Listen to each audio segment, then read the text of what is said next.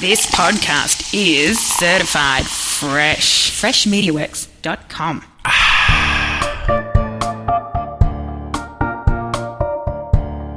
So I decided that I'm gonna create a movement to create speakers and leaders that with the voice, with the message, they can make this world a better place. Welcome to Lunch with Chris, where your host, Chris Doelle, brings you uplifting interviews with extraordinary individuals making a positive impact. Join as he introduces remarkable people who have left their mark on their respective fields. Have you ever thought about doing your own podcast? It is the absolute best way to grow your brand, spread your message, and build your following. Fresh Media Works can help. We do all the heavy lifting, and you just focus on your message. To find out how easy we can make launching your new podcast, call 713-269-4620 or check us out at freshmediaworks.com.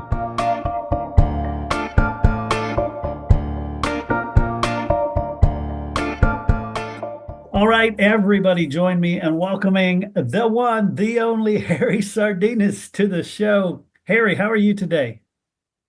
I'm fantastic, and thank you so much, Chris, for the invitation. I really appreciate it. I know that you are one of the founders of this movement of podcasters, so I have a lot of respect, and it's an honor for me to be here sharing my message with you.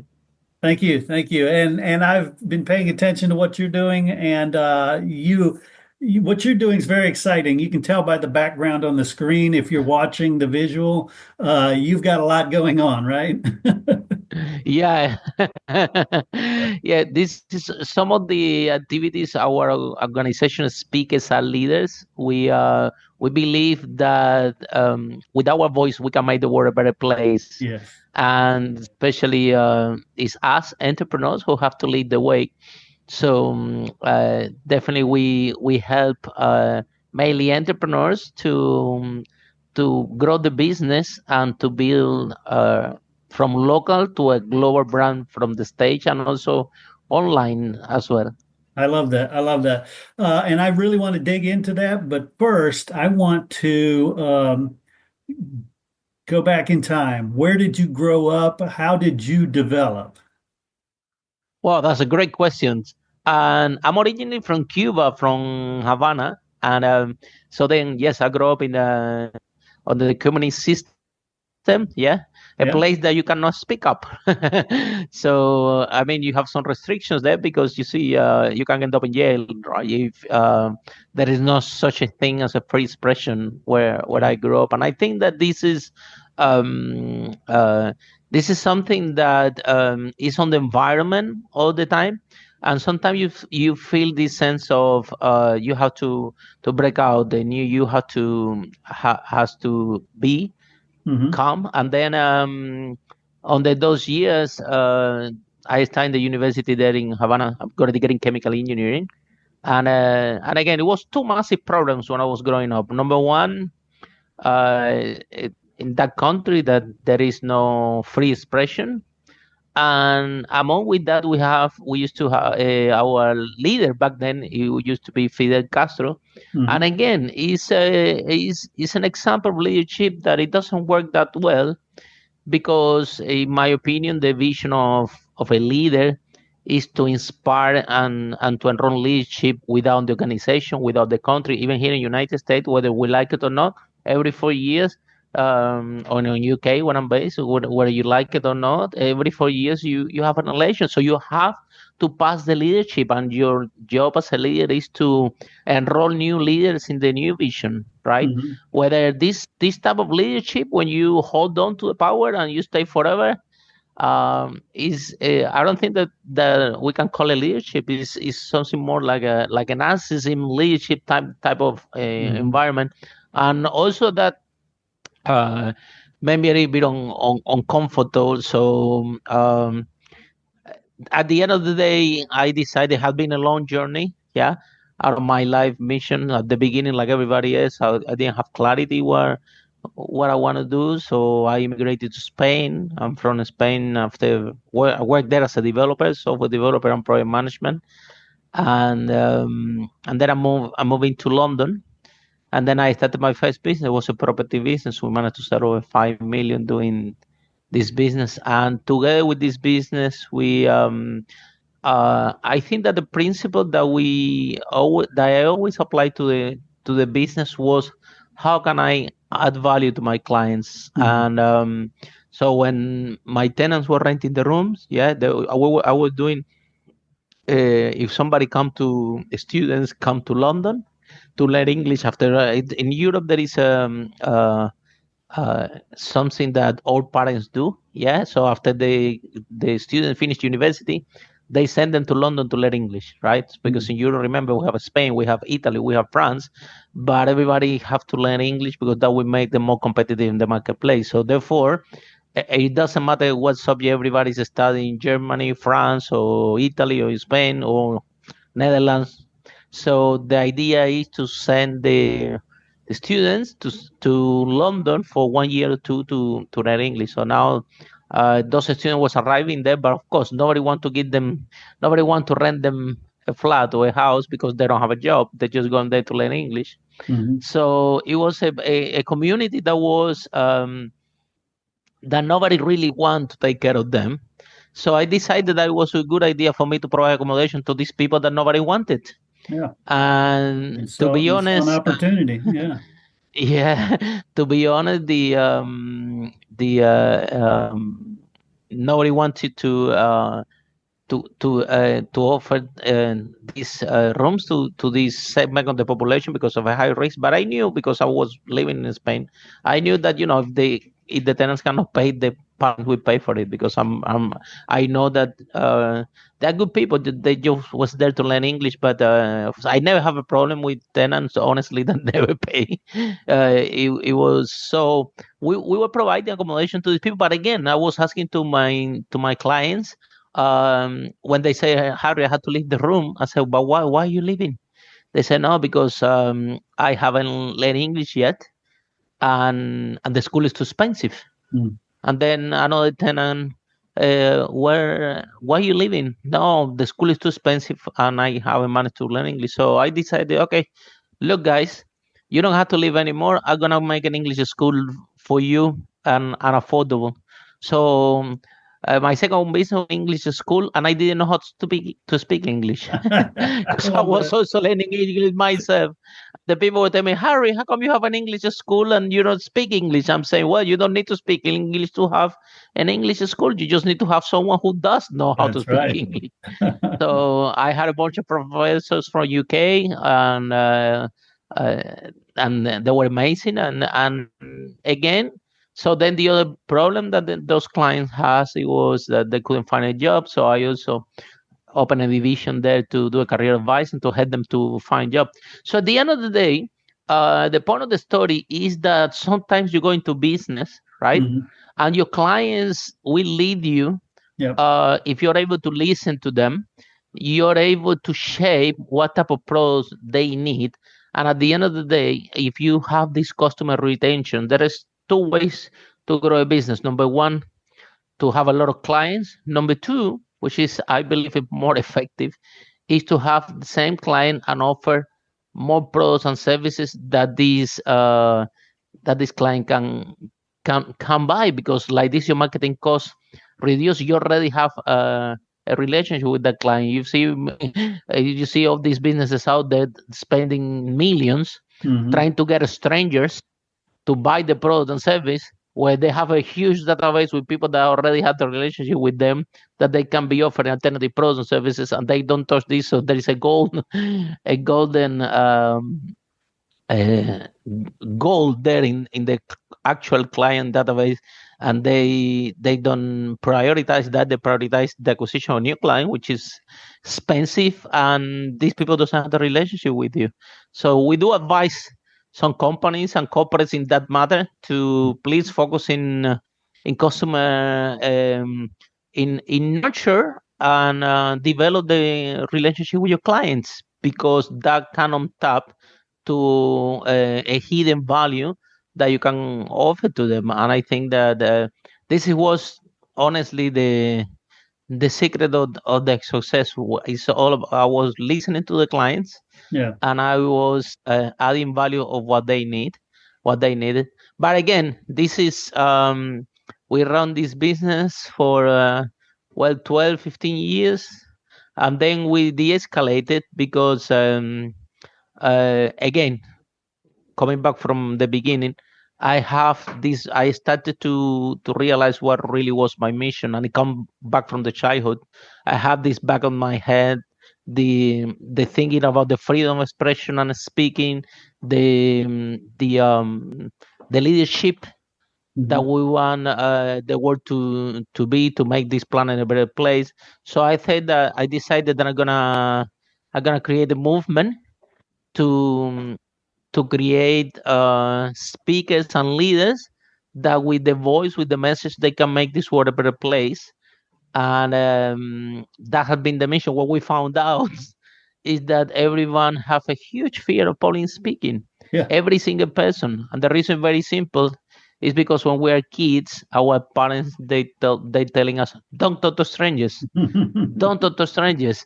So now you are 3 years old, 5 years old, and your dad and your mom, the people more love you most, are telling you, hey, you don't go out there and talk to strangers, because of course they want to protect you. They don't want that a stranger take you, of course. So, but here you go. And after you grow up and now you're in business, or you're at work, and you're in business, or you have a podcast, now you have to spend the whole time talking with the strangers. So how do you think this will go? So it's a massive fear, and that fear is a global fear. I have been doing workshops in Singapore, in Dubai, in Peru, Mexico, United Kingdom several times. We have over more than 10,000 people online in different countries, and it doesn't matter where you go, the fear is there. And everybody have it. So it's something that we have to work. Yeah, go ahead.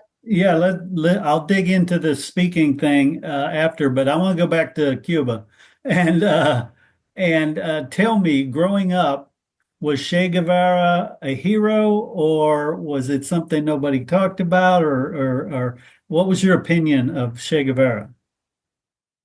Well, I think that again, coming from the point of leadership, okay. Because I think that in Cuba, and that revolution, the leadership's roles of the leaders, right? There were no aligned effectively. Yeah, Che Guevara have something very good positive things, where we can say that I heard, because the people that, if he's go out and work, he was the person that worked more. I mean, he invented something that he calls voluntary work. So who's gonna work for free? So he invented that in Cuba, and I have to do voluntary work because of him. But it doesn't matter. That's the idea, and that's that's the idea and the role. However, there are some values of those leaders. When they were fighting, a lot of people die, and sometimes they were leading these executions. So it's a symbol of the revolution. But when the symbol of the revolution comes, not only the good things, come the bad things that happened during this revolution. And the truth was, a lot of people got executed, a lot of people died. Nobody talks about this, and they were under his command. Under his command. And that's why I wanted to pick your brain about that, because in America, you see young liberals wearing a Che Guevara t-shirt and fight the power, but I don't think they understand anything about what really happened. So I wanted it from somebody who grew up there. Was he a hero? Was he a zero? What was he? No, I think it's just a stereotype, and sometimes we stereotype a leader where and you be the story, right? But actually, I don't think that to be honest with you, that is an effective role model to follow. And again, he was someone that he was an anti-imperialist, an anti-communist, and an anti-imperialist, and let's give the freedom to the people and things like that. But at the end of the day, what happened was that revolution make everybody more poor. They took away everything from there. It's true that he was from another country and he was kind of adding to that revolution, but I don't think that you want to follow leaders. I give you leaders. Martin Luther King. Right on. You see, I can give you leaders, role models, plenty that there are truly inspiration and truly make a change, not only in this country, United States, but in the world. That they're role models. Yeah, the other day, I spoke in a conference with Muhammad Ali Jr., the son of Muhammad Ali. Yeah. This is a national hero. You see, I give you leaders regardless what he was. It was a role model that is out there, right? Yeah. And giving inspiration from someone from the minority, where is sports and a champion and you can win. So yeah, I think that leaders from a revolution, yes, that end up in a communist and regimes. I don't think that is good example for any generation in any country to follow because of the outcome. So if you want to be a leader of a movement, if you're going to be a leader of a movement, that movement needs to bring prosperity, freedom, of expression, right? And so you are leading a movement that is good for the planet. However, if you're the leader of exactly, which is where the work that we do. But if you're a leader that you're gonna be like I don't know, like Che Guevara, like Hitler, like Fidel Castro, these are not leaders. They are narcissists. There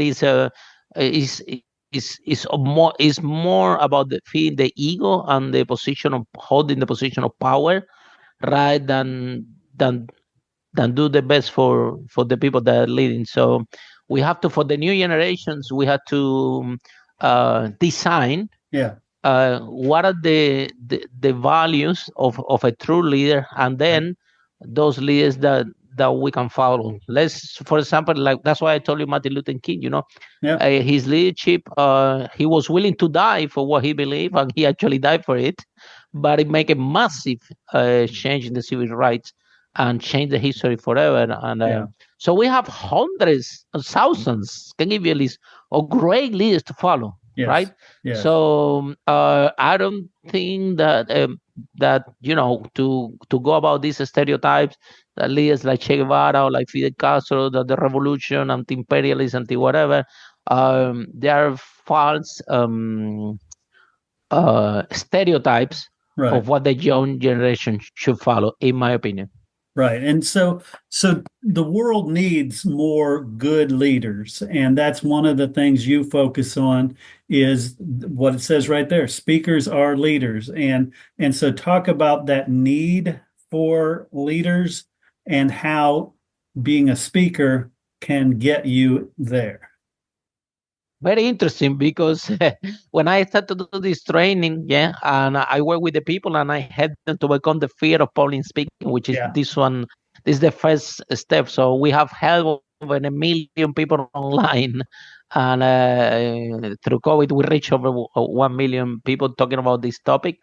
So the first step is overcoming the fear of public speaking. But after this fear is overcome and the people are not scared anymore, the second challenge comes that everybody want to be speaker and nobody wants to be a leader. So everybody want to be in front of the crowd and get a clap and feel the ego, rather than make this transition from speaking to leadership, where leader means serve. So basically, it's not about you.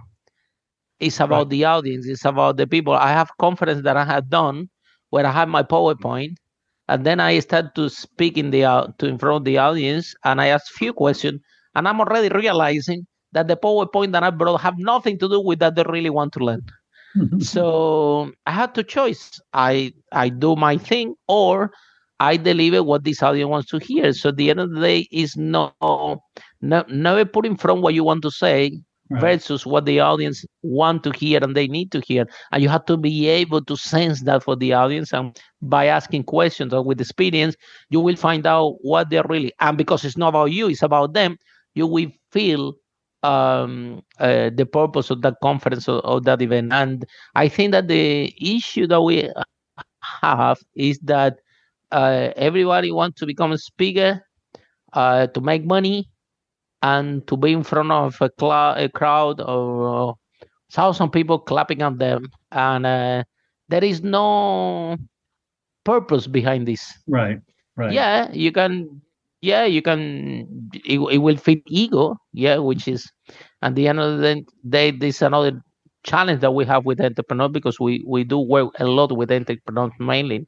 Right. And all entrepreneurs, they have an ego, because otherwise they want to start a company in the first place. They have this ego because they thought that they can do better. However, building and growing the company and going to the stages to speak, you have to surrender that ego, because the transformation of a speaker and of a leader is the transformation of, it's not about you, it's about them. At the moment that you start to think to drop your ego and to serve that audience and to become a source of touch, move, and inspire this audience, then is your transition leadership, which is key in order to grow the organization. Because when you go back to your company, exactly this is what you want to do, especially if you're going from 1 million to 10 million, 10 million to 100 million. It's all about developing leaders inside the organization and creating new leaders and empowering new leaders. And is leadership what actually grow companies in this planet. And how do you get the entrepreneur to drop that ego? How do you work with them? Oh, that's a very, very interesting question. That's a fantastic question. So it depends on the stage of the entrepreneur, because all these entrepreneurs at the very early stage, when they in the 0 to 1, when they're going from 0 to 1 million, and they're creating the company, that ego is there. Yeah. And that ego is again because they thought that they could do better. However, they have to start to realize, because most of the entrepreneurs that I work, I mean, if you're a first-time entrepreneur, you are a product center, right? Because it's your first business. So the entrepreneurs create this massive product that they think they're gonna save the world, and this product is amazing, and the product is the best, and they're very attached to the product without knowing that the product is only 20% of the equation, and not because the product is good, people are gonna go and buy it. And the faster that they start to understand how the process really works, then they start to drop that ego to understand, well, I create something amazing, but hold on a minute, this is only one part. There are a lot of parts that comes to this equation, and I had to surrender, and I need to ask for help. And sometimes entrepreneurs in this phase, for example, you can call them and say, look, let's do a podcast. No, I don't want to do a podcast. Well, if you don't want to do a podcast, you cannot be in business, my friend. Right. So just go back to your job, because to become an entrepreneur is different. No, my product is good. It will say by itself. I don't need to do a podcast with Chris. Well, how do you think that one goes? So if they have this ego, which again is ego, right? Yeah. Now, if you surrender to this, you can grow. So the answer to your question, how we get the entrepreneur to surrender the ego, number one is I have one podcast on a stop of 5 steps how to make your first million. And I already interviewed with 500 millionaires.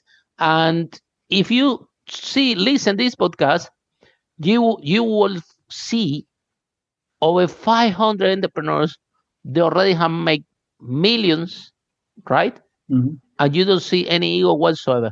When you ask them, what's the secret of your success? They say, thanks to my team. They say, thanks to my family. They could say, this because I'm a genius. This because it's me. None of them. Yeah. I mean, they already exit. So and they found the company, and they lead the whole thing, and they already exit. Some of them several times. I interviewed one guy with 40 exits all over, over $1 million. So, and the guy, you ask him, what's the secret? And he said, find a coach, be inspire leadership in your organization. Nobody has told me yet, "Whoa, because of me, because I'm a genius." Right. Because when you're in that stage of growth and you achieve this success, in order for you to have that success, you have to become that person that you surrender to this ego. You know who has ego? These people that is working Monday to Sunday in a restaurant or in another business, that they own a business and they don't have time, not even to speak with the family and the friends, and they're working Monday to Sunday trying to make this business work because they believe that they can do it and they can find the solution, and the ego is running them. And then eventually the business fail because it will fail. Yeah. Wow. That's the reason. So a lot of education, a lot of podcasts, a lot of role models. That's the only solution that the entrepreneurs embrace this. I mean, and that happened to me as well. Sure. Do you think that I was an exception? No. When I started my first business, I have this ego that I'm the big deal and a big boss and everybody had to do what I say. Little did I know, when I did this transition, it was amazing. I started to hire people from my companies, and they were all better than me. All of them. There was not even one single person that I was better than them. The same people were better than me. The marketing people were better than me. They all were amazing. So at the end of the day, and then I realized that, hold on a minute, this is not what I thought. This is not about Harry, I'm a big deal. This is about them and empower them, and let's work on that direction. I love that. Words of wisdom. That is so powerful there. So Harry, tell people who are listening how they can find out more about you, maybe watch some of your videos, things like that, because it's powerful stuff. Thank you so much, Chris. Yes, so you can find us in Spotify and Apple, also in YouTube. The name of the podcast is Unstoppable: 5 Steps How to Make Your First Million, and our YouTube channel is Speakers and Leaders Motivation. So we do put clips of the broadcast there, the whole podcast, and also amazing clips there. You can see our podcast that I did with Chris is already listed there. So in the YouTube and Spotify and Apple, so you can see also our interview there. And Chris, I want to say thank you to you. Very kind for the invitation. It's very strange because all the time I'm on the other side. And I want to congratulate you for you to be a source of inspiration and to be a source of creating the movement and allow people to share the message with the voice, because like I said, we believe with our voice we can make this planet a better place, but without Chris, we cannot do that. Without that person that put the time and the framework in order for us to share the message, how can we do that? Make sense? Now you're trying to build my ego. That's what I need. No, it wasn't me. It was a whole lot there of you people. go. You know why? Because you're successful. There you go. Because you're successful. You have nothing to prove, so you don't have ego, and that's why you do what you do. That's, you know what I mean? I love it. Well, Harry, thanks again so much. Everybody, please be sure to look at the show notes. Check out everything about him. I'm so glad to have met you and be able to help share your story. Thank you so much, Chris. Have a nice day. Bye, everyone.